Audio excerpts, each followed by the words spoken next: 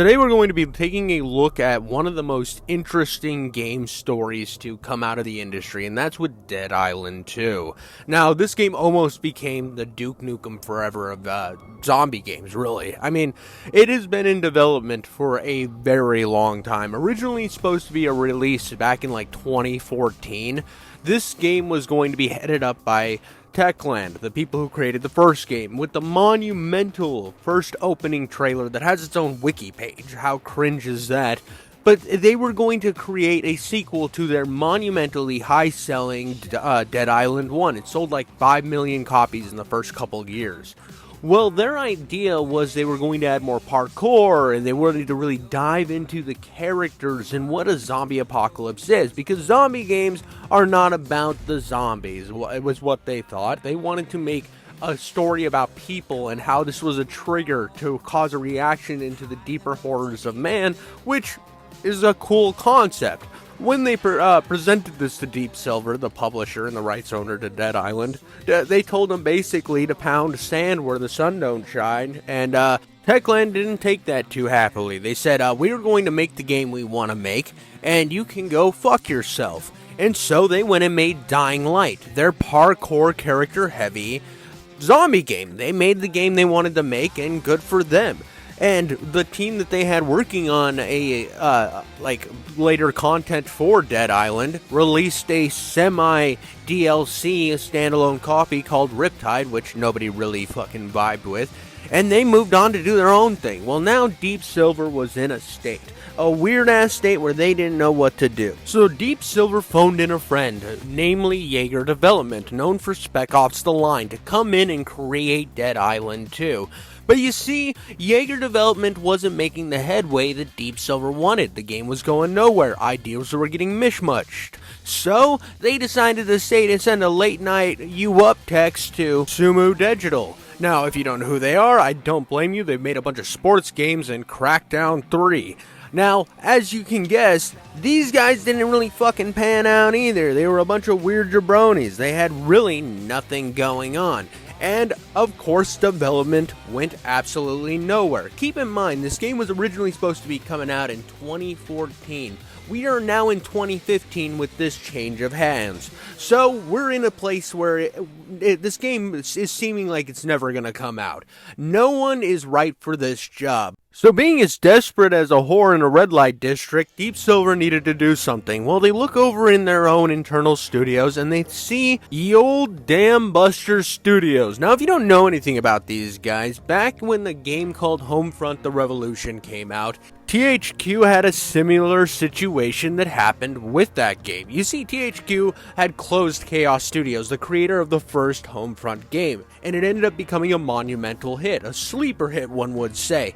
And after they had realized they'd made a mistake by closing Chaos, they decided, hey, we got Crytek over there, they made the Crysis games, let's get their asses on this shit. Well, then THQ started going bankrupt, so they started selling off their assets. To which Crytek saw the opportunity to own this game or this IP outright, and they bought it with the name Homefront: The Revolution. Well, the problem being they'd overstretched themselves, causing them to then sell the IP to the proprietary media company who owned Deep Silver. After this, a lot of the employees went over to a newly founded company under Deep Silver called, yes, you know it, Damn Buster. So then they created Homefront: The Revolution after it went through all the same chaos. So knowing this, knowing that there is a studio under Deep Silver's belt that has handled this, they are the trashmans themselves. They are the cameraman who films the bottom of porno angles and gets all the juice on his lens. That's this team, and they came out of the woodworks to work on Dead Island 2. To go on to release a game that got generally positive critical reviews, which is insane. This is outrageous to see a game that went through this much hell, passed through this many hands, to a studio that went through another game of this much hell, to get generally positive reviews, and to go on to sell like 2 million copies.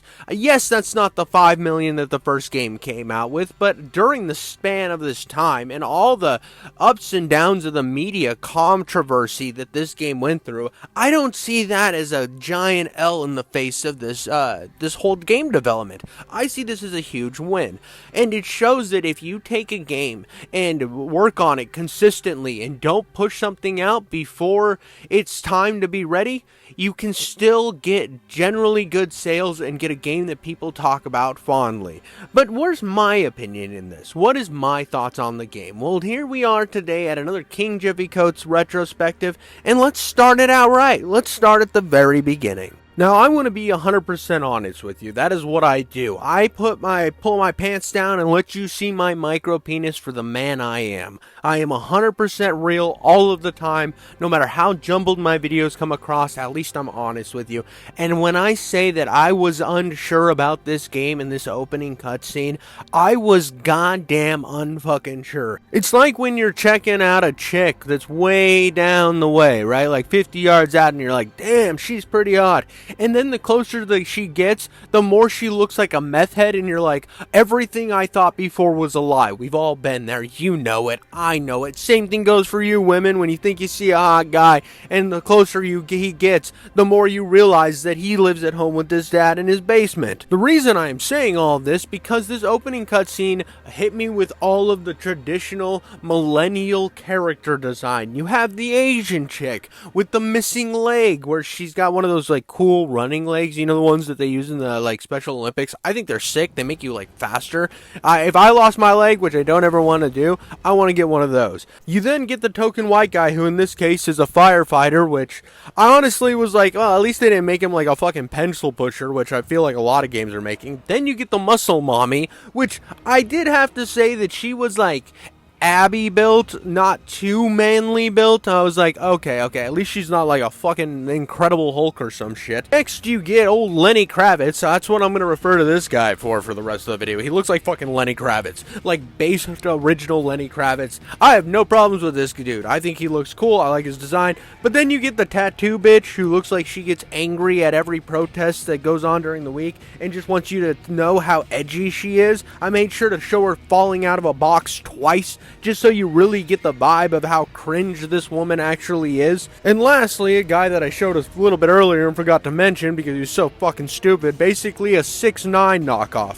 So I go through all these characters, trying to figure out which one's less cringe, and I was kind of leaning toward Lenny Kravitz right off the get-go. He's my boy. He looks the coolest. He's got the best vibes. Everyone else seemed to be pretty cringe. I mean, what do I pick? Muscle Mommy, who's gonna tell me how muscle mommy she is the whole game? What am I gonna do? Pick the loser fucking thief guy from the intro? No, he seemed like a douchebag. Nah, Jacob seemed to have his shit together. Lenny Kravitz was climbing up on the plane on his own from the wheels, which was cool, which is awesome. I was like, this is my guy. This is my fucking dude, and that's who I picked. But I did not have high hopes when it came to this game.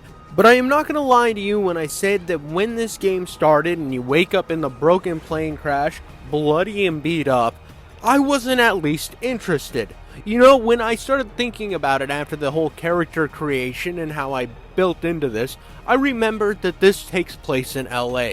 And where are you going to see a bunch of riff-raff douchebags that you wouldn't want to talk to on any space, let alone on Twitter, because they're going to yell at you, other than in Los Angeles itself?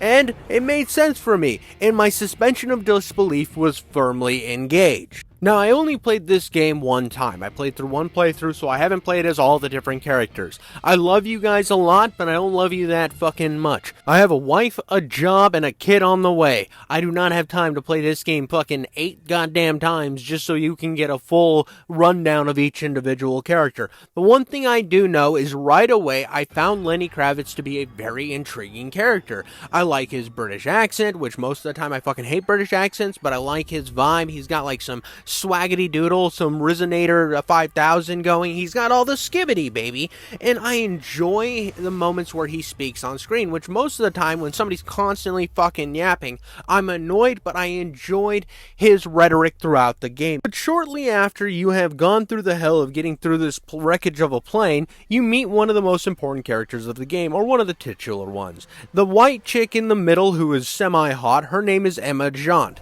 She is an actress. She is like a scream queen. She's iconic in the horror movie industry. And the pencil neck dude on the right, his name is Michael. He seems to firmly fit in the zone of being her little cuck bitch.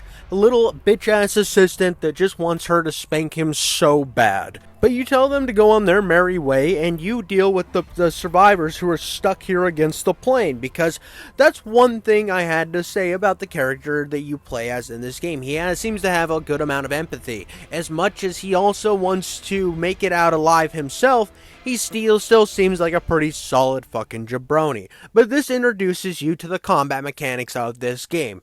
Now, it is mainly a melee-focused game. You pick up fucking junk off the road, you beat zombies' ass with it, and then it breaks and you pick up more junk. Unless you don't want to use it till it breaks, then you fucking just chuck the piece of shit at things. And this opening tutorial fits very well at that. I mean, it shows you gotta throw the stuff, which I fucking missed, like a goddamn idiot. Again, I am not good at video games. I said it in my bio. I've gotten the combats before. Oh, your fucking gameplay sucks. I know. Go play the game yourself, and then fucking upload the videos, and then do whatever you want. I'm gonna keep playing games terribly. That's what I do, and I will stroke myself off about it every goddamn time. So after I get done doing the little combat tutorial where it teaches me that if I hold the trigger I can hit harder, I go to help this bitch and she bites me. She turns into a zombie and bites me. So I'm thinking I'm fucked. That's just kind of how zombie games work. But just kidding, we're playing the type of zombie game where I am immune. Yes, I am the guy that's immune. Cliche, we get it. We then make our way to Emma John's house in a worse for wear position, and they have every right to be pulling guns on me because I'm fucking bit and turning, and Michael's throwing up like a little bitch. A gunshot goes off, bang bang, rat-ta-ta-ta-ta, and I wake the fuck up, chained to a goddamn treadmill. Yes, a treadmill in her personal gym.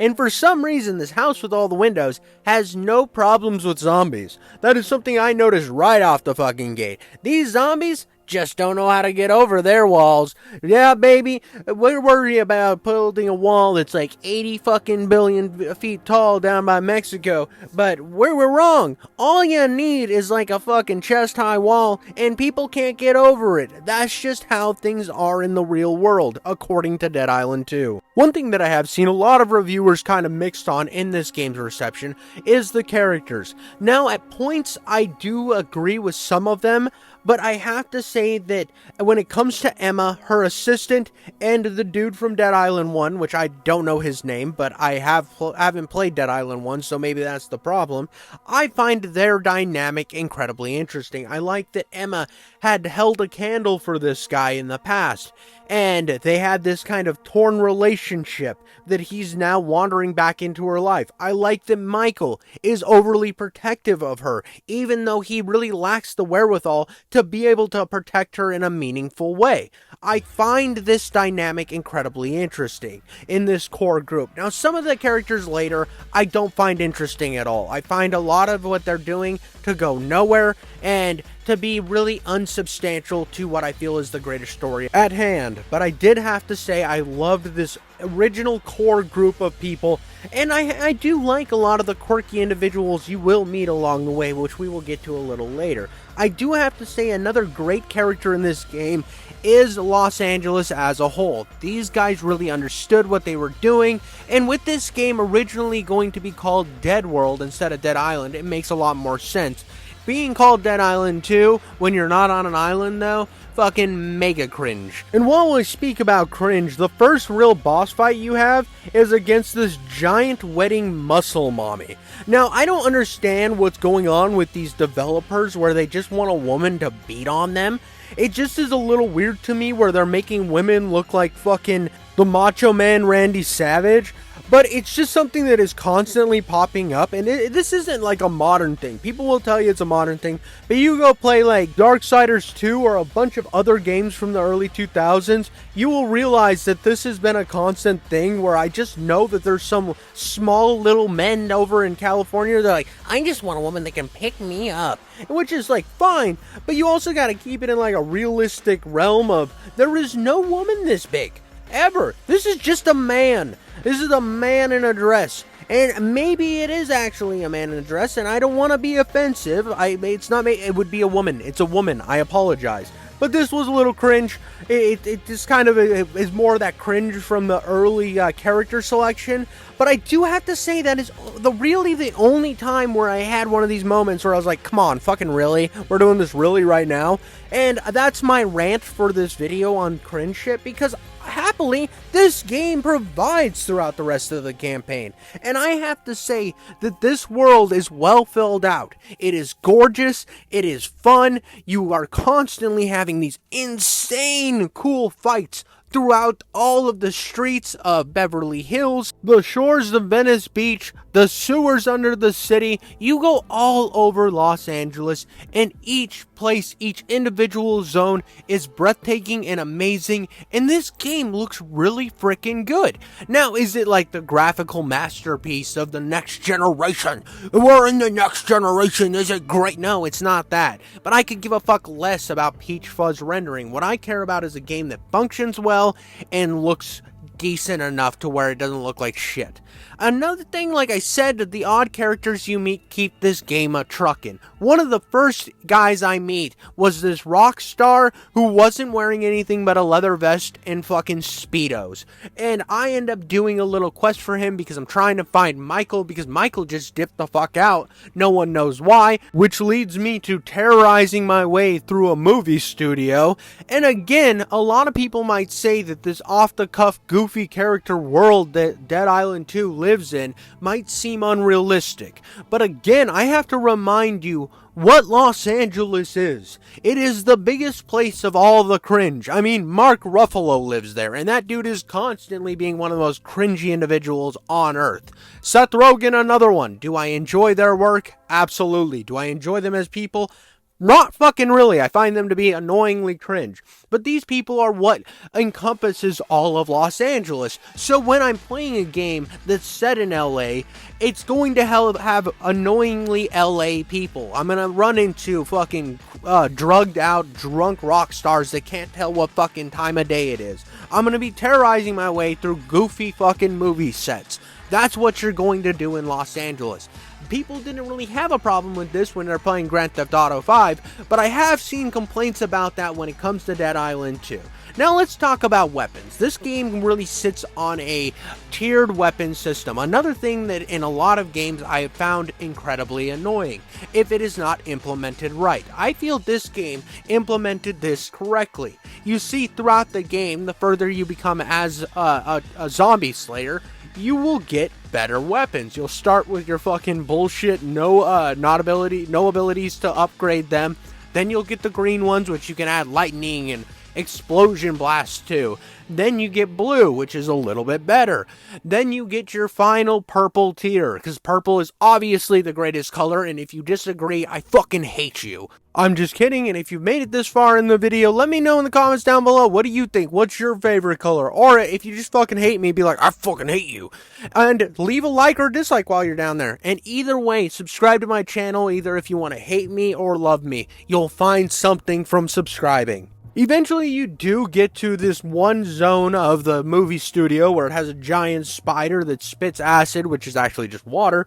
Like, they're not in movies, shocker, shocker, they don't actually put acid and kill the actors. I know, you're fucking shook. You're shooketh.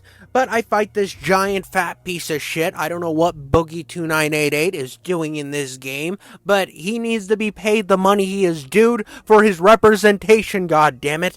And after you beat this stupid fuck, you finally find out where Michael has been. You see, he has gone to get Emma's award, something that she was very proud of, something she really cared about, and it was Michael's idea to do this to show to the group that he mattered, to show to Emma that he had what it took to protect her.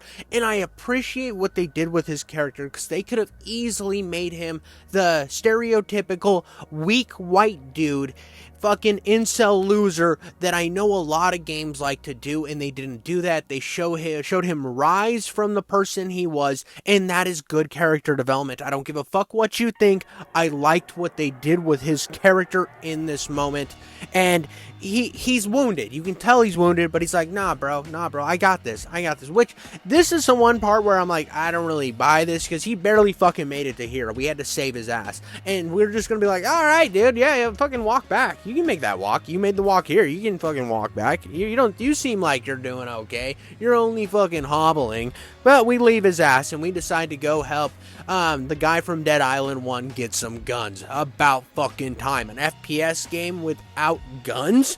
What is this? Fucking Skyrim? No, I play Skyrim with guns. If you're gonna play Skyrim, you gotta fucking mod guns into that. What is this? Fucking 1902 where we only have swords? No, we had guns in 1902. Wow, I'm really an idiot. Well, park a dick in my garage and call me Sally. Well, anyway, you end up getting to this house that is owned by, like, a guy who has guns. That's his thing. I mean, it's got American flags on the wall. And we get what it's trying to do. It's like fucking based America guy. And somehow he's already been bitten, which is cringe, but he's like a screamer, which is another type of zombie, which is cool about this game. I'm going to give this game some credit here. Every time you run into a new area and you have a boss fight, they then become a normal enemy, which is something that I have always been a fan of in games. I do like when bosses kind of rise above it and they're their own great thing, but if it's implemented well enough to where you have your boss fight when you're low level and then they then become one of your normal enemies, I do enjoy that from time to time if it's done right. And I have to say, this intro into the Screamer was fucking sick. Now, the cringy bride was cringe. The fat Boogie 2988 monster was cool enough. I mean, it came out of explosions, so I was like, I mean, you're into spit acid. That's pretty neat. But to blow the windows off of the building and shoot you back, and these screamers are kind of one of those enemies where you have to take them out first. If you run into a situation where you're fucking dealing with a screamer, you rotate your happy ass around to behind them and just start laying some pipe into their asshole. You're fucking slapping their clits so hard that they're screaming. See what I did there? You see what I did there? Sometimes my jokes make sense, you stupid cucks. But after you disperse of the screamer, you get your first gun, your AR-15 single shot. Now, we're dealing with California, so the fact that this guy had this gun is insane, because I'm pretty sure they're banned over there, because California wants to ban everything, because they suck and they're not based. But you get this gun, and you get your first, like, combat tutorial with the gun, where you're sitting next to a box of ammo, and just laying waste to everything walking your way. I enjoyed this. This is, equivalent of those games where they put you on the fucking turret, and you get to lamb blast everything that's coming your direction. I don't know, I've always been a fan of this, especially when the shooting mechanics are nice and fucking chef's kiss, and this game has some pretty chef's kiss combat. I do think that the gun combat isn't as good as the melee combat, but it is functional. It has everything that you should expect from a gun mechanic in 2023. So, for that, congratulations, tap on the penis, you did a good job. But let's get back to the house. Let's see how Emma's doing. Well, when we get back, we find out Michael has been bitten. Only this time we know that he's not immune. And fucking guy from Dead Island 1 hands you a gun, says, do what's necessary, thug. And I'm like, okay there, chap. I was gonna put a bullet in his head. Because did I forget to mention that Lenny Kravitz is British? I think I mentioned it, but he's fucking British. And he's like, oi, Emma, get your ass away from him. I was gonna put a bullet in his head. I was gonna kill him. And she's like, no, what if he's immune like you? And I'm like, no chance there, love. I'm gonna kill the motherfucker. I'm gonna put a bullet in his head. And yeah, that's my terrible British for the thing. I'm going to bow now, and then I'm going to go back to talking about it. This moment I actually thought was impactful. For character development, for a character arc, I think that this is the perfect way to write him out.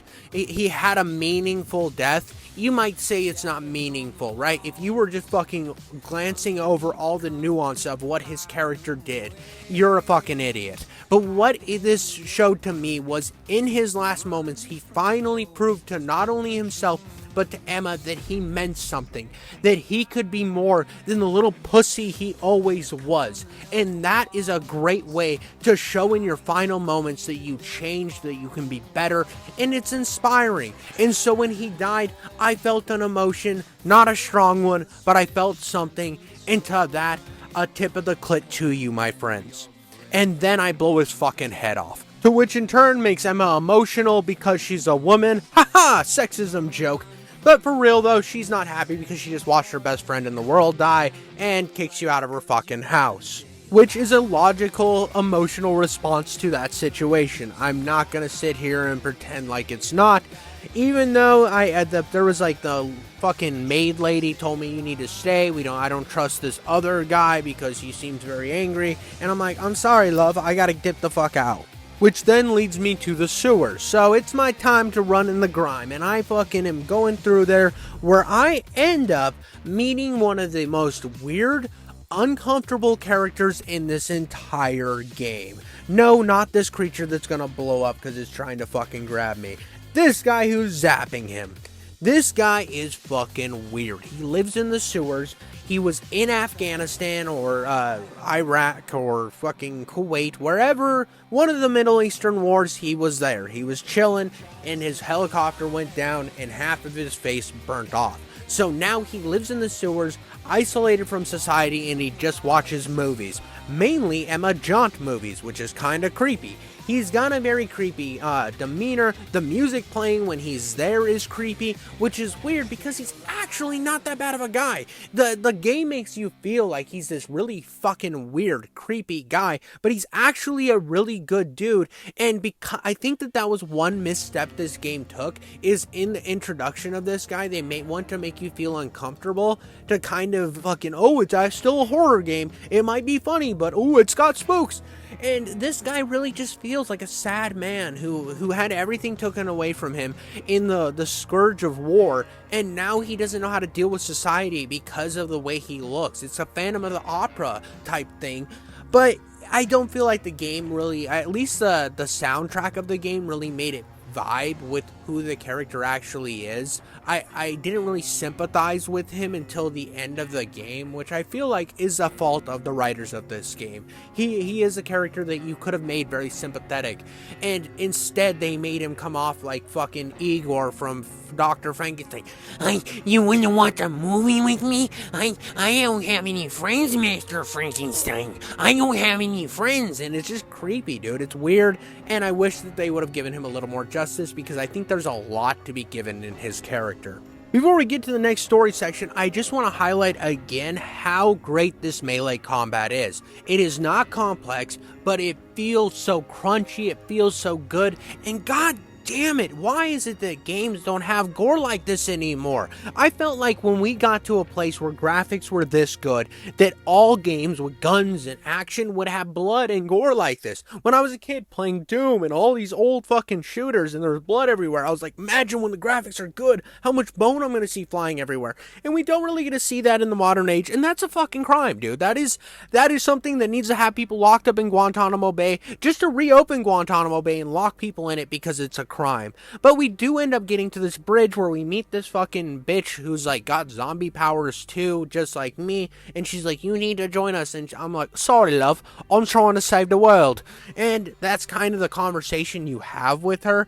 I don't really like these characters. I'm not a big fan of what they try to do with them. I don't find them interesting.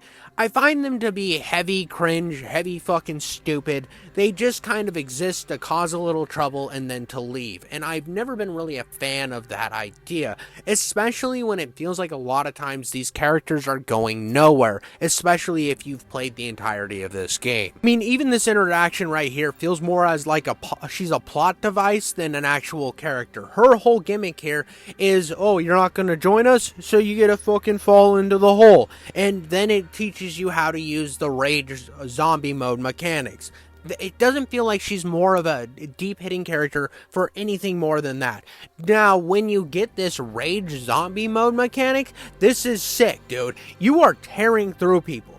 The last time I felt something this cool in an FPS style game is a game called Area 51 back on the original Xbox, where you could turn into the monster and you shot squids out of your hand then, but this game you're just kind of a regular tear everybody up zombie, and I have to say it's so much fun to like save this up, and when you run into one of the like boss style zombies or the mini boss styles like the screamer, the bloater, the fucking jacked up muscle guys, every time you run into them when you're killing a bunch of zombies, it's nice to just throw this on, mash through them, and then take care of all the little zombies in a couple hits. And the gore is just so beautiful. It's just a fucking chef kiss, so very nice. I like to see the skulls go through their anus. Another thing I want to touch on real quick before I get back to the story is the gunplay itself. I know I kind of touched on it before, but there's different gun platforms that you can pick up. You got your pistols, you got your SMG, you got your long rifles, you got your semi-automatic rifles, you got fucking single shot bolt action, knock their dick off rifles. You got a decent selection in this game of different weapons to use, and the customization is really cool. You see, like, the pistol I'm using here has an electronic mod added to where I create electrical damage on all my enemies. You have acid, you have harder impacting rounds, you have fire, electricity, as I've already mentioned, and I really appreciate the customization that can come into this. One downside that comes from this customization is when you run into a zombie such as the fireman zombies, or zombies that are already electrified or already on fire. They are immune to the whole weapon in and of itself, which I find to be incredibly fucking stupid. It's like, oh, my bullets can't be like bullets anymore because you're on electricity powers. Like, oh, because I electrified a bullet, the bullet's not going to actually function as a fucking bullet does? That makes no fucking sense. Now, if I'm using like a bullet and they're wearing armor and I'm breaking the armor down, like there are zombies in this game where you break their armor down before you can do damage to them, that makes logical sense. But when I'm shooting somebody with a fucking shotgun, but it's a fire shotgun, and oh, the bullets don't do any damage anymore to just one zombie who happened to be on fire previously. I'm not talking about the ones with like the firefighter ones, because yes, I can see how a firefighter's jacket could stop a birdshot round. But when it comes to these fucking random burning zombies, there is no reason why the actual shot pellets from the gun wouldn't damage them. And it pisses me off to think about that in the logical fallacies that go behind that. Now, here's where I kind of go back on character work, and I have to say I don't really vibe with a lot of these characters in the second half of this game. Right away you meet these guys that are held up at this crab shack in Venice Beach, and yes, is this one of the coolest scenes in the game in a cutscene? Absolutely.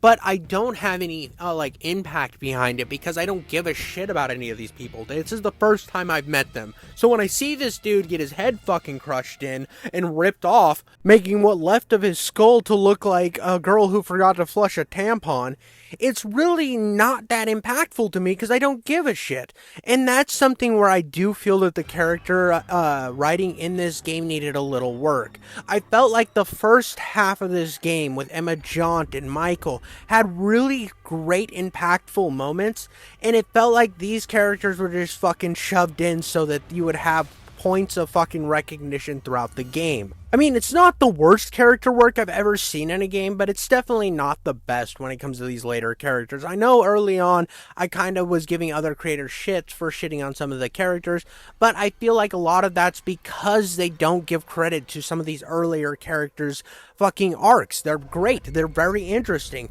There's sex with lube, and then the second half is sex by yourself with a pillow cushion. It still gets the job done, but it's not as nice. They feel like more like point markers than actual characters, and I just kind of am bummed out from that. It's a lot of bum, and not enough scrum when it comes to story. When it comes to gameplay, this game I could play constantly all the time. Now, a lot of people will call this autopilot. I say go fuck yourself. This shit is fun. I played almost every single side quest in this bitch. I constantly wanted to try out new weapons, try out new fucking augmentations to this bitch. I wanted to see which one slapped the most amount of clit and which one sucked the most amount of dick. I needed to know this, and I appreciate this game for letting me do that and giving me the freedom to do it with enough mechanics to make it fun and make me willing to just want to enjoy this game in every aspect. But again, when I go and meet this doctor guy that finally is the guy who's going to do the cure, and his kind of cringy ass annoying daughter, I'm like, I don't care about you guys. And I feel like they're just kind of like trying to do a lot of story work really fast, which falls into the trap of becoming and then writing. You see, I don't think these are bad characters per se. I don't care about them, yes. And that's mainly because the game hasn't informed me who these people are through previous tips and tricks and bullshit from the past. You see, they kind of just slap them on my lap. We did have one interaction earlier in the game saying, hey, we gotta go to this point so that we can find the cure. But after this, you really don't get anything until you fucking bounce onto their dick and ride it for a while. And then he sends you on some quests, where you find out that this disease was kind of started by the older gentleman himself, that he knew that society was on a ticking clock, much like women's little clock to have children. Ooh, another sexism joke. I'm fucking 2 for 2 today, baby. But you find out that everybody has this gene inside of them that's just waiting to go off. So he was trying to figure out how to stop this gene, or how to like evolve past it. And it's created this whole zombie apocalypse. Now, this is a very interesting way to go about this, but because the groundwork had not been laid to get here, I don't feel the impact of it as much as I should. And that sucks because, like I said, these characters have depth to them, or maybe I haven't said, but the characters do have some depth to them, but when you're trying to speedrun the motherfucker, things are going to be left to the side. I mean, that's the hence of when people try to speedrun a game, they're missing out on all the side content because they're just going from point A to point B as quick as fucking possible. And I'm a woman pleaser, baby. I want to put in that legwork. I want to eat that pussy raw and then insert right around the time that they're about to squeal and orgasm like a good little bitch. That's what I want out of this game. And I feel like even this moments where I'm starting to uncover some of the secrets of what's going on, the game has like this impactful moment where against his daughter, I start turning savage. I start going feral. But I don't feel like it really is impactful because I don't care about her enough. I haven't had enough on-screen time with her to really understand the impact of a moment like this, which I feel is very wasteful. And it sucks because I can see where the ideas are really great and where the development hindered these ideas to bring out a very polished product. It does have a lot of polish in this game, yet when you have these great moments, I feel like the story isn't polished enough, because right after you deal with the attacking this girl, you don't really feel any of the implications of that. You just kind of move on to the later section where you get this huge bomb dropped on you that he had put this disease into a child so that and then raised it, which was his daughter. And it's like, wow, this is a really impactful like twist. But you don't care because you haven't spent any time with his daughter. Even when you attack her, you don't feel like she's a very impactful character because you just met her 15 seconds ago, which is complete juxtaposed to what happened earlier with Michael, where you had the time to learn Michael as a character. You got to see his development to become the big man that he ended up being, and that's when it means something. But instead, you're just kind of, oh, and then this happens, and then this happens, and then this happens, and there's brevity in those situations, but it doesn't ever feel like it's that good. It doesn't feel like it was like a slow grind to it. And it sucks because you eventually do get to meet up with Emma and the old crew again to try to get them out of LA with the help of your half-burned helicopter pilot. And you get to see their characters kind of meet and turn into this kind of a continuation of the earlier story. And I feel like that stuff was written first and written well, and then they were like, well, how do we add more to this? How do we stretch this story out to make something grandeur?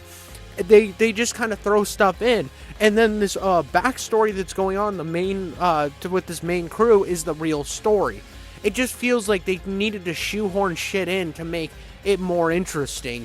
And for me, that kind of leaves me wanting more, especially when this whole game kind of ends with a lot of these answers not being solved. I mean, the way it works is after she finds out that her dad did this to her, she runs off. And the weird crew of super zombies are just kind of watching you, and you don't really get too much in depth on what they're doing and what their end all goal is. It just kind of ends there. Once you get the vaccine that's made from her blood, you go back and you give it to the guy from Dead Island 1, because this is a different disease than the one in Dead Island 1, because I guess he got bit in Dead Island 1 and he also is immune, but he's not immune to this version. A lot of questions unanswered.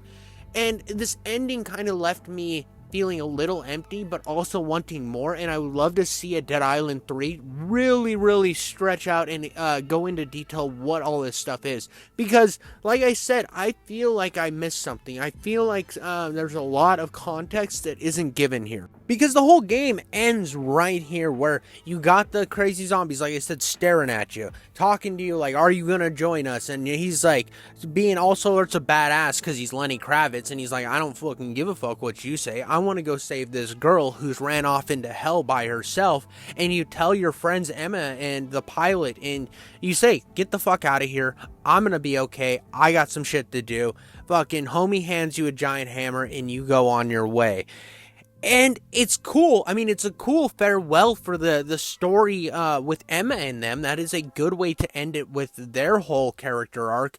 But I feel like there's just so much more to be taken from this, and I don't want to wait another 9 years until something's done with this story. So I am very hoping and praying that Deep Silver gives us a third entry, especially when the sales of this game were fairly good. I hope they weren't thinking they were going to get another 5 million out of this game, because that's just unattainable, especially with all the hell that went with the development of the Dead Island 2. I just don't think it's a feasible solution.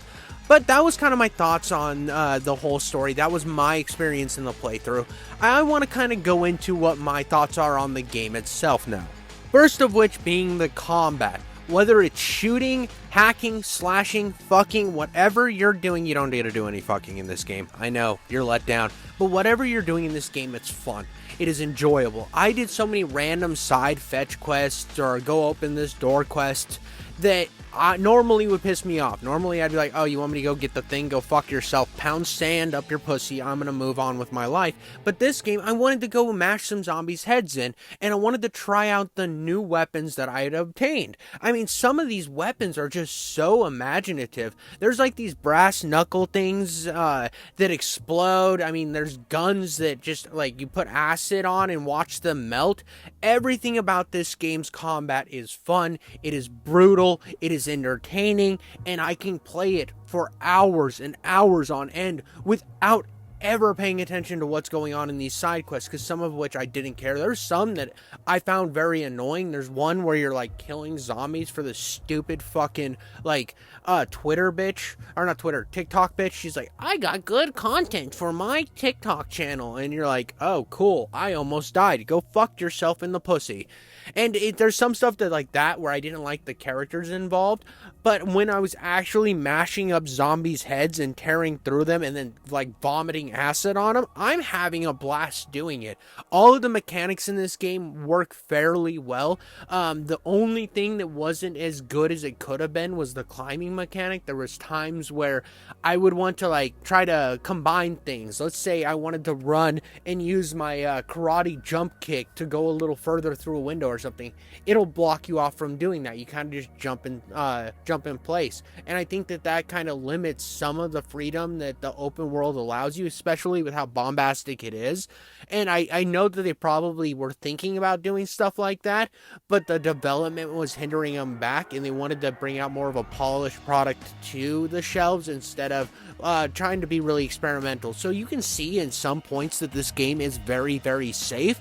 And, you know, that's good. I mean, there's a lot of people who aren't safe out there, and we're having a lot of kids in fucking messed up parent homes, so wrap your willy or you're gonna be a silly. Another thing this game really pays off with being in is in LA, because you can go from points where you're on the streets of LA with these very iconic areas, and it feels like you're fighting through real LA, because if you've seen footage from LA, it's just a bunch of like cracked out homeless people that look like zombies anyway. Not that I'm saying you should go attack homeless people. That is fucking illegal.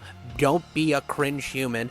But it goes to show that like LA's a shithole now. It's gonna be a shithole when the zombie apocalypse happens. But it's kind of fun to think of it in this very bright, shiny world that you're killing through. And then you go to like the movie studio side of things, where there's a side quest where you're literally fighting on the beaches of Normandy, and that's cool to me. It has these really diverse environments and diverse worlds that I didn't think that I was going to get in this game. That the game surprised me on it every turn. I mean, there's a whole section where you're fighting on the pier in like an amusement park. I can't remember what that pier is in Los Angeles, but it's really cool. I liked the diversity here, and I like the enemy diversity in this game as well. You have the running zombies, the walkers. You got like these fat guys that aren't like the vomiting ones, but just regular fat guys that take a little bit more damage.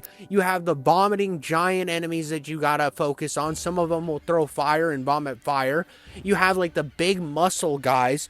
You have like these weird ones that have spiky arms that will eat other zombies to get health, so you have to focus on killing them. Like when you do damage to them, you have to make sure they don't run away and go and eat something to get more health. And I really like the way that this game introduces all of these enemies kind of with their own little segments.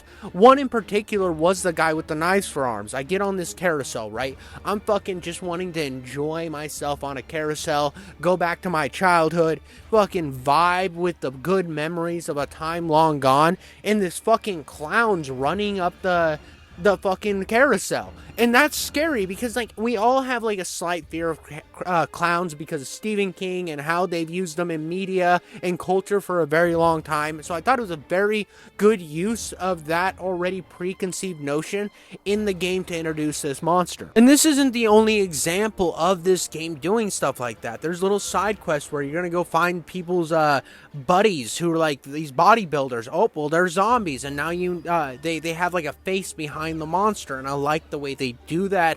And you actually think about like, oh fuck, I'm gonna have to mash up his buddy's face.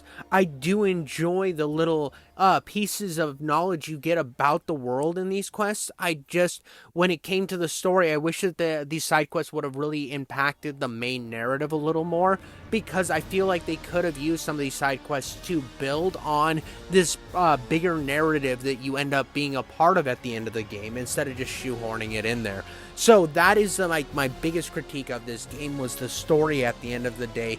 As good as it is, and I still think it is a good story, I feel like there's a lot of games out there where the games have these like very serious storylines with the same type of writing faults this game has, but I think that this game kind of pays itself off with the more tongue-in-cheek style of the gameplay and the characters, that I'm willing to overlook some of this stuff because it feels like a good B horror movie. It feels like I'm watching something with Bruce Campbell from the Evil Dead series, and I'm just willing to overlook some of that shitty stuff because I'm enjoying the ride so much. And I feel like there's something lost in modern gaming as well, where everything has to be this masterpiece, and I never expected Dead Island 2 to be that masterpiece. So the game I got, I was fully happy with. I will play this game again and again in the future because of how enjoyable the combat is by itself. I can go through and play this whole story and not give a fuck about a single one of these characters in a second playthrough, and I will love playing the game just because they did such a good job with the world design, the level design, the different weapons and tiers for the weapons, and all the different side quests. I mean, I was spending hours just buying fuses and going and opening different corridors and getting different weapons, because you can go open these doors with a fuse, find a new weapon, going ham on a bunch of zombies. Like, I have these brass knuckles that aren't brass knuckles, they're knives, and I electrified them, and I loved this. I loved this. This was one of the most epic melee weapons I've ever used in a game. And not just that, I mean, you can use like small katanas, and there's obviously regular katanas. There's even that thing that looks like a katana, but the blade's facing the other way, that they use to like farm with in Japan, that you can use as a weapon. It's all this very inventive style of weapon, and they all function very differently. And I like that they took the time to utilize each one of these weapons, have it be slightly different enough to where you feel like you're using a different weapon. Because I've played a million games with a setup like this, and that will take, oh, well, it's a sword, all swords function the same. Oh, it's a club, all clubs function the same. And that's not how this game is, and I appreciate the little details they put into the combat to make everything feel refreshing and useful. It is very rare, like I said, for that to happen in this day and age. One game that comes in particular that is in a very similar genre to this is Redfall, and I think Redfall really has nothing. When you pick up a new gun, it doesn't feel like there's enough variety, and nothing feels different enough to where you're wanting to try each weapon, because everything feels fucking same. Because what it takes to do this, what it takes to make a bunch of variety, takes effort, takes a lot of work, and a lot of developers just kind of want to put something out there, and I hate when they do that. And one of the big examples of that is Redfall, and this game is in the same category as a game like Redfall, only what it did was make it fun, and that's more important than a story at the end of the day. I have played tons of games with zero story, such as Doom, where I just go in and kill shit and have a good time, and this game both had a decent enough story and great gameplay to facilitate you through the entire experience that I enjoyed every single moment with this game. And that's about all I have to say about this at the end of the day. I enjoyed the quirky characters, I enjoyed the combat, I enjoyed the world. The story needed a little work, and I'd love to see them really flush out the story in a third entry. But until then, guys, until my next video, I love you all. Make sure to again, like, subscribe, and comment. I'll catch you on the next one.